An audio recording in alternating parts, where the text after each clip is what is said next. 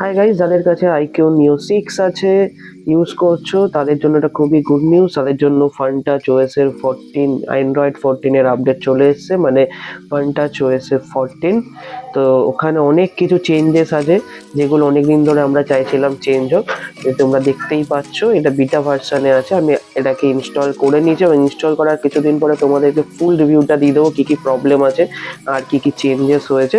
But আপডেটটা চলে এসেছে, সেটা ডিটেলসটা তোমাদেরকে শেয়ার করলাম।